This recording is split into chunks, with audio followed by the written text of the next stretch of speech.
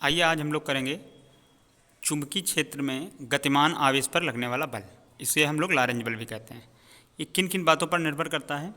तो देखिए, अगर कोई एक मैग्नेटिक फील्ड है और ये आपकी मैग्नेटिक फील्ड इस तरीके से इस साइड से होगी, एन और एस मैग्नेट रखें, दो पोल्स हैं, ठीक है भाई। एक अगर लिखा हुआ है तो उसको पोल्स बोलिए, ध्रुव बोलिए, ठीक। और अगर पूरा एन और एस कंप्लीट हो तो एक मैग्नेट बोलिए।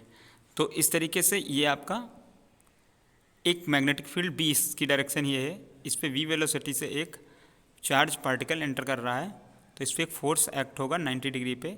इस फोर्स को ही हम लोग क्या बोलते हैं? Lorentz force. तो ये किस किस बात पर डिपेंड करेगा, इसको पॉइंट वाइज लिखिएगा। नंबर एक, लॉरेंज बल या आवेशित कण पर लगने वाला बल आवेश की मात्रा के अनुक्रमानुपाती होता है, एफ अनुक्रमानुपाती क्यू, ठीक है। फिर उसके बाद नेक्स्ट सेकेंड नंबर होगा, जो बल होगा वो अनुक्रमानुपाती होगा वेग के। और थर्ड होगा एफ अनुक्रमानुपाती चुंबकीय क्षेत्र की तीव्रता के बी के। तो सभी को कंबाइन कर देंगे तो एफ अनुक्रमानुपाती क्यू वी बी बन जाएगा आपका। और इसके बाद एफ इक्वल टू के क्यू वी बी, ठीक है। के वेयर, जहाँ पर के बराबर 1, ठीक है। तो एफ बराबर आपके पास क्या बन जाएगा? क्यू वी बी, जो आपका ये लिखा हुआ है। ना समझ में आए तो आप इसका यूज कर सकते हैं, ठीक है।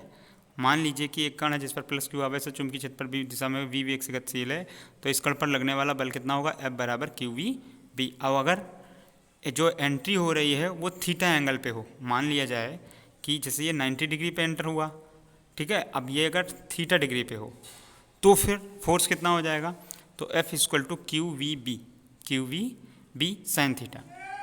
जैसे पीछे एक force F equal to I B L वाला फार्मूला प्रूव किया था, बिल्कुल उसी तरीके से आपको इसको लिखना है। तो ये फोर्स जो होगा लॉरेंज फोर्स, उसका एग्जैक्ट फार्मूला क्या हो गया? F equal to Q V B. अब ये मैक्सिमम फोर्स कब लगेगा, किस कंडीशन में लगेगा? तो आपको पता है, जब साइन थीटा की वैल्यू अगर 0 कर देंगे तो सबसे मिनिमम हो जाएगी, यानी उस कंडीशन में 0 आएगा तो फर्स्ट कंडीशन हो गई। सेकेंड और थर्ड कंडीशन आपकी बनती है अगर 90 डिग्री हो, थीटा कितना हो? 90 डिग्री, तो साइन थीटा की मैक्सिमम वैल्यू आपकी 1 होगी, तो उस कंडीशन में आपका मैक्सिमम फोर्स होगा F equal to Q V B. और अगर वेलोसिटी ही 0 हो, यानी स्टॉप पे रखा हो, तो फिर तब भी फोर्स कितना उस पर वर्क करेगा? 0, यानी सिर्फ मोशन पे ही वर्क करेगा। एक चीज़ और ध्यान रखिएगा, जब मैग्नेटिक फील्ड में कोई पार्टिकल एंटर करेगा तो अगर कंटिन्यू मैग्नेटिक फील्ड है तो जाहिर सी बात है कि जैसे ही उसने एंटर किया तो उस पर कंटिन्यू एक फोर्स लगेगा। तो फोर्स लगने की वजह से गोल हो जाएगा, और हर कंडीशन में आप देखेंगे तो परपेंडिकुलर ही जो है, चाहे इस पोजीशन पे देख लीजिए ये, और इसकी डायरेक्शन ये, तो फिर फोर्स ऊपर की तरफ। अब यहाँ जब ऊपर की तरफ है तो मैग्नेटिक फील्ड की यही डायरेक्शन है, वेलोसिटी की डायरेक्शन ये है, तो फोर्स की डायरेक्शन नीचे की तरफ। तो इस तरीके से आपका जो इलेक्ट्रॉन है वो गोल गोल सर्कुलर मोशन करने लगता है। क्या करने लगता है? एक ही जगह पे सर्कुलेट होने लगता है, और आगे वेलोसिटी की वजह से थोड़ा थोड़ा थोड़ा थोड़ा इस तरीके से चलता है। तो ये आपको बात थोड़ी समझ में आ गई होगी, एक्स्ट्रा इन्फॉर्मेशन मैंने आपको दे दी। तो इसमें आपको इतना ही लिखना है, ज़्यादा कुछ नहीं करना है।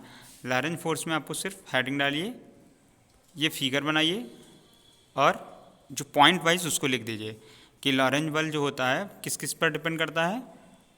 चुंबकीय क्षेत्र की तीव्रता के अनुक्रमानुपाती, आवेशित कण के वेग के अनुक्रमानुपाती, और उस पर उपस्थित आवेश की मात्रा के अनुक्रमानुपाती, ठीक है। तीनों को मिक्स कर दीजिए, के, जहाँ के का मान 1, और फार्मूला बन जाएगा एफ बराबर क्यू वी बी। इन्होंने डायरेक्ट लिख दिया है, आप इस तरीके से मत लिखिए इसको, ठीक है। पॉइंट वाइज ही लिखिए, ज़्यादा अच्छा होगा।